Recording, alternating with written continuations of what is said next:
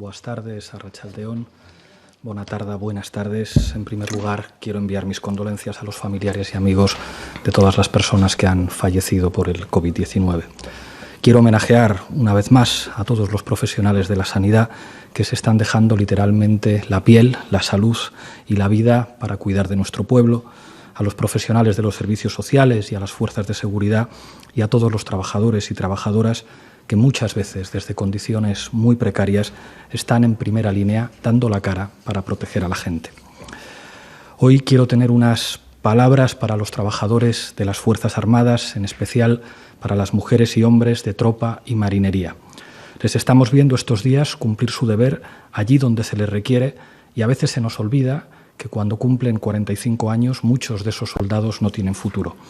El Estado está en deuda con ellos desde hace mucho tiempo y este Gobierno también lo está.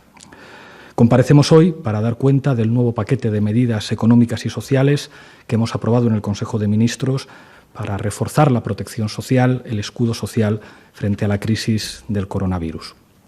Precisamente hoy ha entrado en vigor, como decía la ministra de Hacienda y ministra portavoz, el decreto que aprobamos este domingo para incrementar la efectividad del confinamiento. El confinamiento, como decía María Jesús, salva vidas, mediante un permiso retribuido que garantiza que se suspende toda actividad no esencial y que se protege a los trabajadores y a las empresas para que la actividad económica pueda reanudarse lo antes posible y con el menor perjuicio, tal y como explicó ayer la ministra de Trabajo y Economía Social. Pero para poder pedirle a la gente, como Gobierno, que se quede en casa, no basta con conciencia social y cívica. Es imprescindible ofrecer seguridad. Es evidente que las medidas de restricción de movimientos y de suspensión de las actividades laborales no son viables socialmente si desde las instituciones y desde el Estado no se ofrece seguridad a la gente para que pueda afrontar con garantías un periodo excepcional como este. El decreto que aprobamos hoy va en esa dirección, la de seguir dando seguridad y protección a todas las personas para afrontar el impacto negativo de esta crisis que le ha tocado vivir a toda España y también a todo el mundo. Una crisis que no es solamente sanitaria, es también social y económica. En la tarea de construir ese escudo social en nuestro país tenemos la suerte de contar con un marco de referencia idóneo, la Constitución española. Si existe un escudo social en España que puede informar tanto el espíritu como los elementos concretos de lo que debe ser un cinturón de seguridad para la gente, sobre todo ante situaciones de crisis excepcionales como la enfrentamos, ese instrumento es nuestra Constitución. Son días de un inmenso dolor para nuestra ciudadanía. Como vemos cada día, este virus está siendo especialmente mortífero con las generaciones que nos trajeron la democracia. Hoy quiero reconocer a esa generación que peleó para que hoy podamos tener los derechos sociales que recoge la Constitución.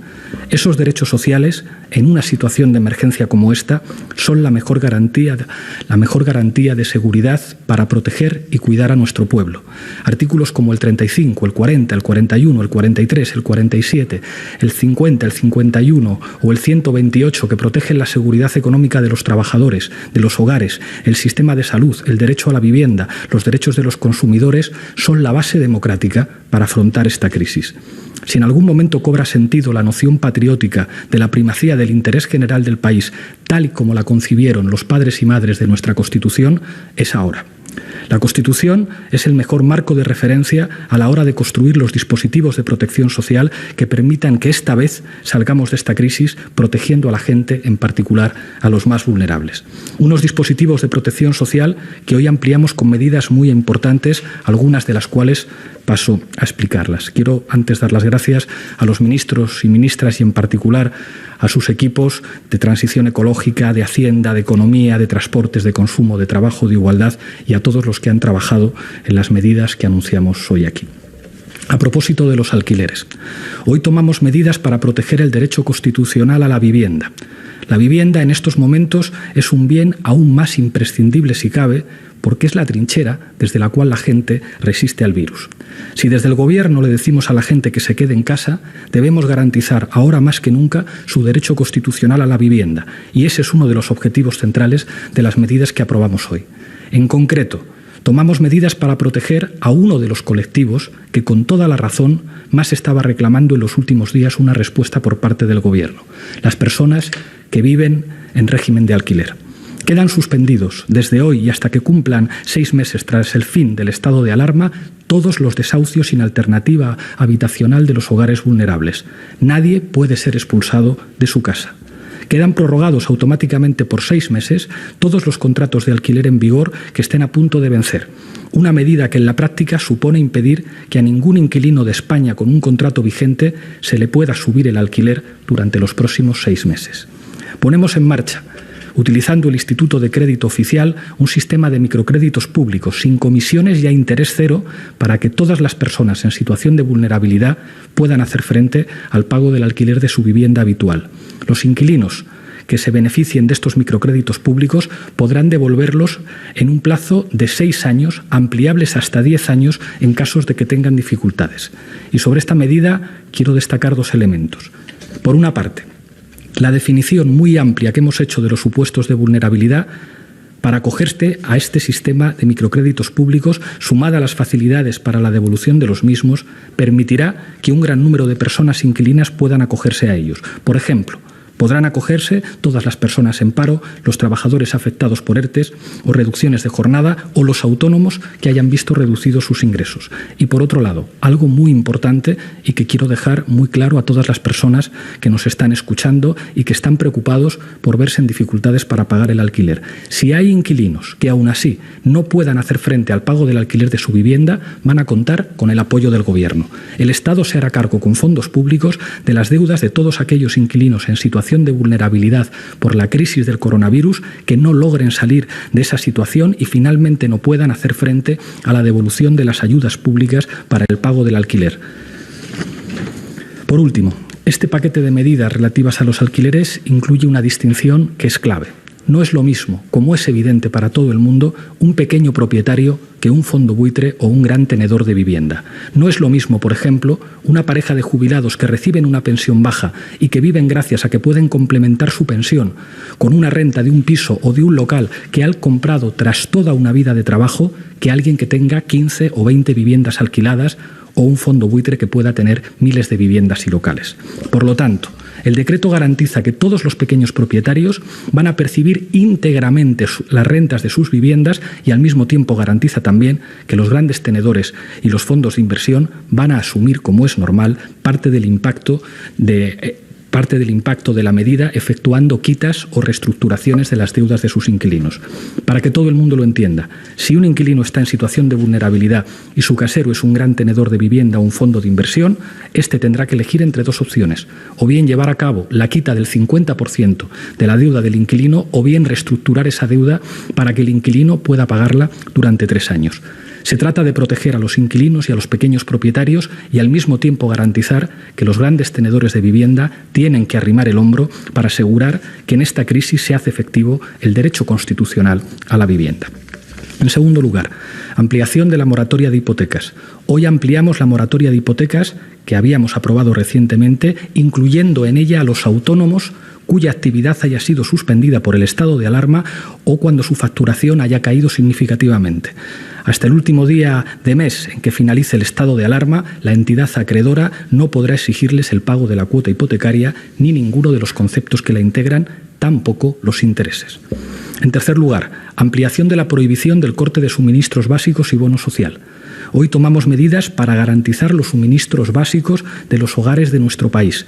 La semana pasada habíamos aprobado un primer paquete que establecía la prohibición de cortar los suministros básicos a los hogares vulnerables. Hoy hemos decidido extender esa prohibición al conjunto de la población. Por tanto, mientras esté en vigor el estado de alarma, las empresas suministradoras de electricidad, agua y gas no podrán suspender el servicio a ningún ciudadano en su vivienda habitual. Además, ampliamos la cobertura del bono social para que puedan acogerse a él los trabajadores afectados por despidos y los autónomos que hayan cesado su actividad o hayan visto reducida su facturación como consecuencia de la crisis del COVID-19. En cuarto lugar, prestación por desempleo temporal y trabajadoras del hogar. Este paquete de refuerzo del escudo social incluye nuevas prestaciones para colectivos especialmente vulnerables que no habían quedado cubiertos por las medidas aprobadas en el primer paquete de medidas económicas y sociales. La Constitución establece en su artículo 35 que todos los hogares deben tener ingresos suficientes para cubrir sus necesidades vitales. Ponemos en marcha una prestación especial consistente en el 80% del indicador público de renta de efectos múltiples, el IPREM, es decir, unos 440 euros al mes para todos los trabajadores temporales a los que se les haya extinguido su contrato después de la declaración del estado de alarma y que no tenían el tiempo mínimo para acceder a la prestación por desempleo. Esta medida pretende que los trabajadores temporales que se han quedado sin trabajo tengan un trato equivalente al de los trabajadores que han sido afectados por ERTEs y que han podido recibir su correspondiente prestación. Además, el paquete que hoy aprobamos incluye una prestación específica en forma de subsidio por desempleo para todas las personas trabajadoras del hogar que hayan tenido que dejar de prestar servicios total o parcialmente como consecuencia de la crisis o cuyo contrato se haya extinguido con posterioridad a la declaración del estado de alarma. Las personas trabajadoras del hogar, la gran mayoría mujeres, hacen un trabajo importantísimo y, por desgracia, muy poco reconocido, limpiando, cocinando, cuidando niños o a personas mayores. No puede ser que otra vez las grandes olvidadas en lo que se refiere a los derechos sociales y la protección social sean las trabajadoras del hogar. Si algo hemos aprendido a raíz de esta crisis es que es fundamental cuidar mejor a los que cuidan, porque son precisamente esos trabajos de cuidados, muchas veces invisibles, precarios y poco reconocidos, los más imprescindibles para la tarea que nos ocupa ahora, que es el sostenimiento de la vida. En quinto lugar, medidas de consumo.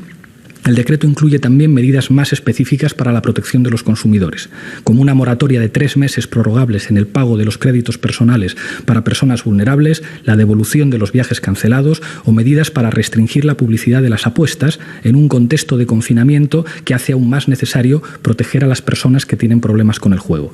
El ministro de Consumo podrá explicar con más detalle estas medidas. En sexto lugar, el decreto incluye también medidas en materia de igualdad. Por un lado, medidas de protección a las víctimas de violencia machista, de situaciones de convivencia forzosa con su agresor agravadas a raíz del confinamiento por la emergencia sanitaria y, por otro, medidas de impulso a la ejecución del Pacto de Estado de la Violencia de Género en materia de fondos que se tienen que transferir a las comunidades autónomas.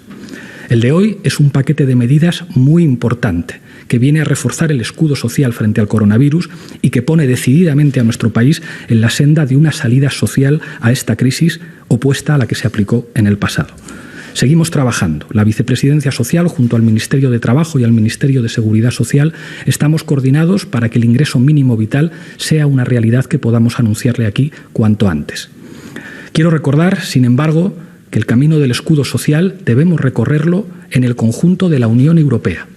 El discurso que hizo el presidente del Gobierno a este respecto hace 2 días fue un discurso histórico. Quiero agradecerle su visión y su firmeza a la hora de defender la solidaridad como base del proyecto europeo.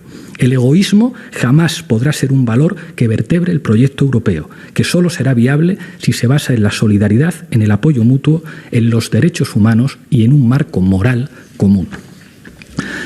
Para terminar, con toda la prudencia y con toda la humildad, creo que con medidas como las de hoy avanzamos en la dirección correcta.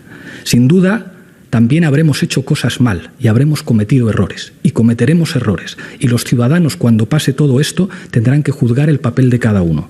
Pero en estas horas decisivas para nuestro país es un deber para este Gobierno tender una vez más la mano a la oposición con toda la humildad para que se sumen y aporten su visión y sus ideas de forma constructiva al momento histórico que vive nuestra patria. El patriotismo no es otra cosa que defender lo común, es ser capaces de poner el interés general del país por delante de los intereses particulares. Defendamos juntos lo común haciendo efectiva nuestra Constitución, que es el escudo social que nos une a todos. Muchas gracias.